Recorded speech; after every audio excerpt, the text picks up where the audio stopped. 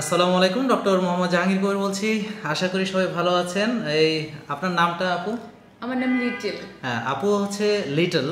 আমি যখন প্রথম নামটা লিখি আমি তখন ফেনীতে দাগনভূঞাতে ছিলাম, কিন্তু আসলে উনি অনেক বিগ একটা কাজ করছেন। যে উনি একটু আগে একটা কথা বলেছেন যেটা আমার সারা জীবন মনে থাকে। আপু কথাটা প্লিজ আবার বলেন।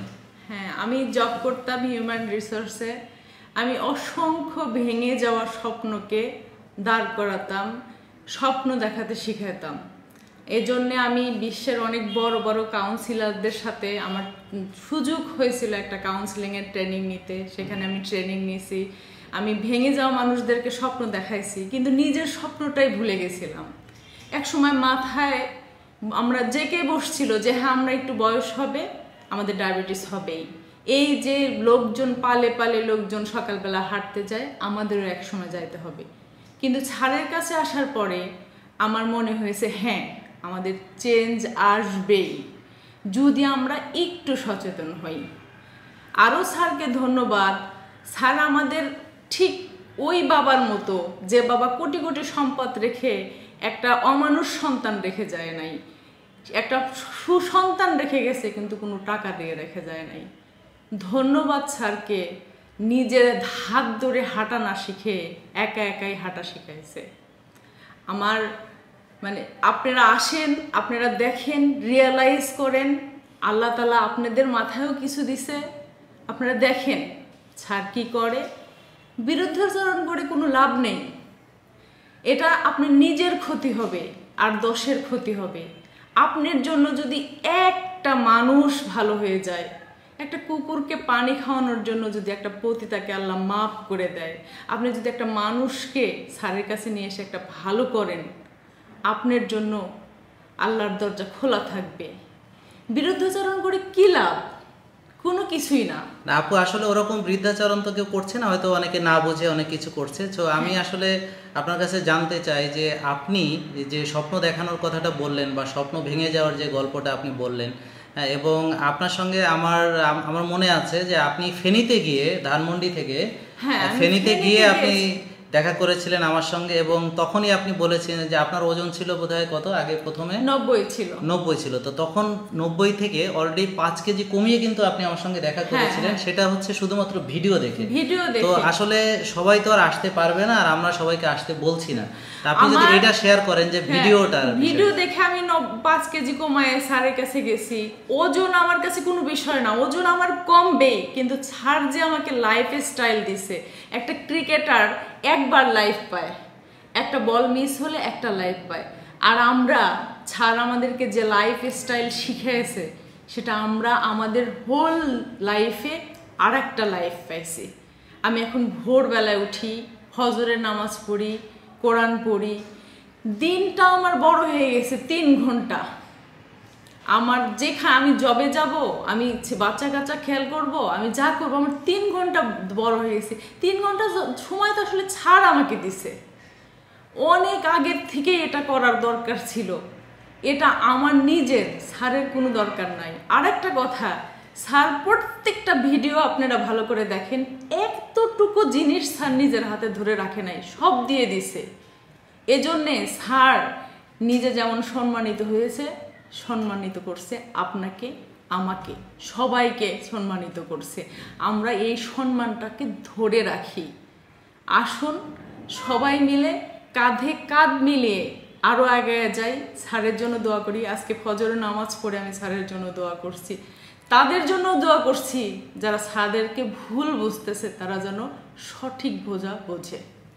আচ্ছা, যে বিষয়টা নিয়ে একটু কথা বলি আপু, যে আপনার এই খাবারগুলো খেয়ে কোনো অসুবিধা হয়েছে কিনা, বা আগের চেয়ে পরিবর্তনটা কি হয়েছে? আপনি বলেন লাইফস্টাইল একটা পরিবর্তন, এছাড়া সবাই বলছে স্বাস্থ্যগত পরিবর্তন, এবং আমি বলছি যে হ্যাঁ, ওজন কমানো কোনো ব্যাপারই না, তাই না? কিন্তু আপনার যে মানসিক যে উন্নতি বা যেটা স্বপ্নের কথা বললেন, সেটা যদি একটু শেয়ার করেন। আমার মানসিক উন্নতি, আমার বাচ্চা ঘুমায়, আমার হাজবেন্ড ঘুমায়, আমি ফজরের নামাজ পড়ে আমার ঘুম লাগে না। আমি আগে ঘুমের ওষুধ ছাড়া ঘুমাইতে পারতাম না। আমি আমার হাজবেন্ডের খুঁজাই, আমি আমার ছেলেরে বলি বাবা ওঠ ওঠ ওঠ ওঠ, বলতে বলতে সে ওঠে। একদিন যে দেখি সে একাই উঠে বসে আছে, মা আমার ঘুম লাগতেছে না। এটা একটা মায়ের জন্য কত বড় পাওয়া, এটা কি চিন্তা করছেন?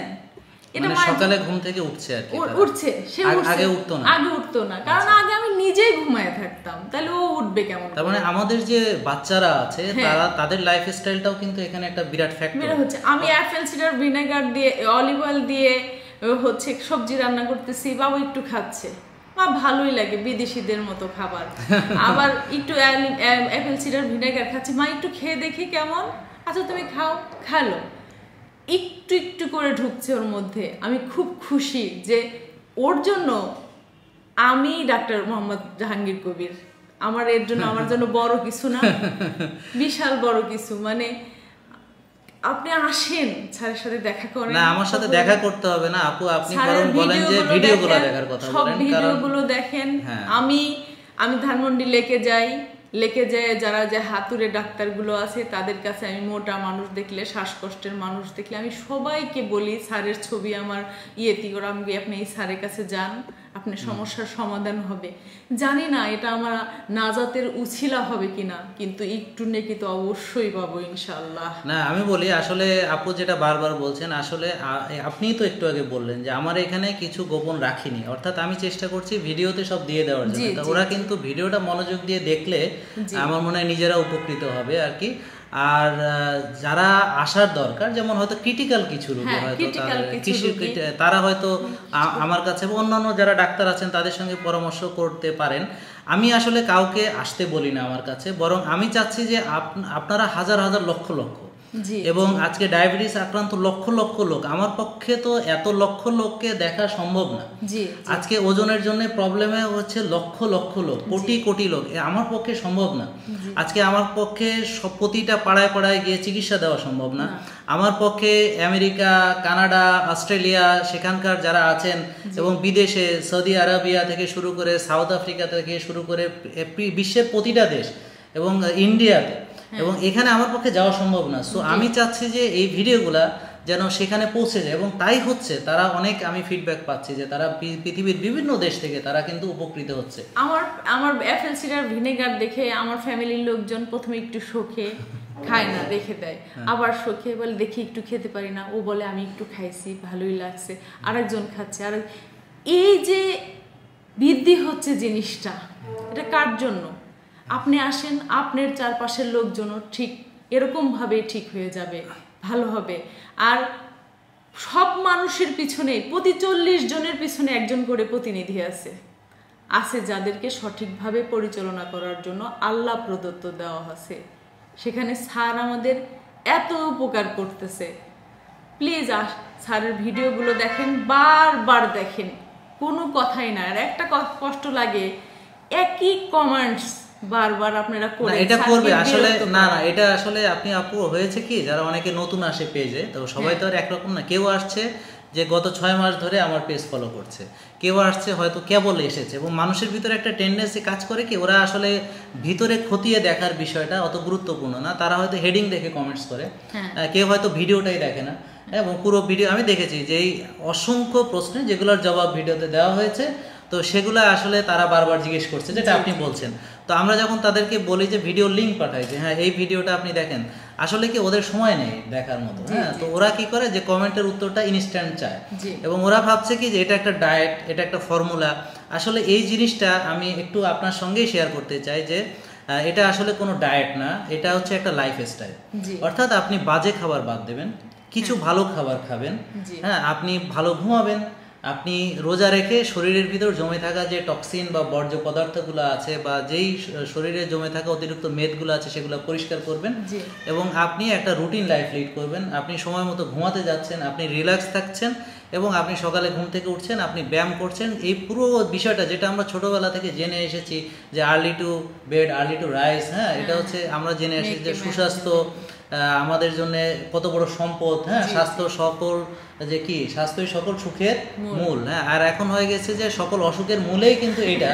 কিন্তু আমাদেরকে বুঝতে হবে যে এটা থেকে আমি লাইফস্টাইলের যে পরিবর্তনের মাধ্যমে এটা কিন্তু আমরা ধরেই নিয়েছিলাম যে আমাদের ডায়াবেটিস হবেই, কিন্তু এই স্বপ্নটা চেঞ্জ হয়ে গেছে। আর আমি ভোরবেলা উঠে নামাজ পড়ে আবার ঘুমিয়ে যেতাম। কিন্তু আমার কাছে এখন মনে হয় যে আল্লাহর যে কতগুলো নিয়ামত আছে, তার মধ্যে একটা নিয়ামত হচ্ছে ভোর দেখা। ভোর যে কত সুন্দর, আল্লাহ তাআলার ভোর যে কত সুন্দর। আপনি না জাগলে কোনোদিনও দেখবেন না। এবং আপনি যদি একটু কমিউনিটি ডেভেলপ করার কথা বলতেন, অর্থাৎ আপনারা যেখানে হাঁটছেন তো একা একা না হেঁটে সবাই মিলে যদি সেটা সবাই মিলে হাঁটে। আমার আগে হাঁটু ব্যথা হইতো, আমি লিফটে যাইতাম, লিফটে উঠতাম, এখন আমার কোনো হাঁটু ব্যথা নাই। আমি এখন একটা মানে অ্যাসিডের একটা মানে ইউ খাই না, অ্যান্টাসিড মানে কি? আপনি গ্যাস্ট্রিকের ওষুধ কবে খেয়েছেন একটু মনে পড়ে কিনা? আমার মনে পড়ে না। আর আমি সেই দাগন ভুঁইয়া থেকে আসার সময় নভেম্বরের 6 তারিখে ছন্দুর হোটেলে আমি ভাত খেয়েছিলাম, তারপরে আর ভাত খাইনি। আর আমার ভাত খেতে ইচ্ছা করে না, খাবো কি? আমি নিজেই অনেক ভালো ভালো রান্না করে সবাইকে খাওয়াইছি, কিন্তু কোনোদিন আমার মোটেও খেতে ইচ্ছা করে নাই।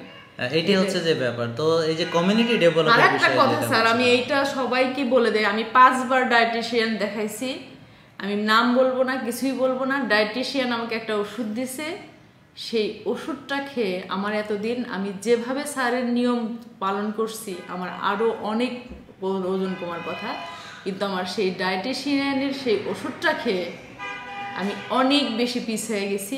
কিন্তু আমি কিন্তু হাল ছাড়ি নাই কিসের জন্য? আমি যেহেতু খারাপ খাবার খাই না, আমি ওটা হব কেন? সেটাই। হ্যাঁ, আমাকে ধৈর্য রাখতে হবে। আপু এই বিষয়ে আমি একটু কথা বলিনি, সেটা হচ্ছে যে আসলে কি আমরা ওজন কমাতে কোনো ওষুধ ব্যবহারটা আমার মনে হয় কারোই করা উচিত না। সেটা ডায়েটিশিয়ান দিক, সেটা আমার মতো ডক্টর দিক বা যেই দিক, এখানে আসলে কারো প্রতি এখানে আমরা সম্মান দেই সবাইকে।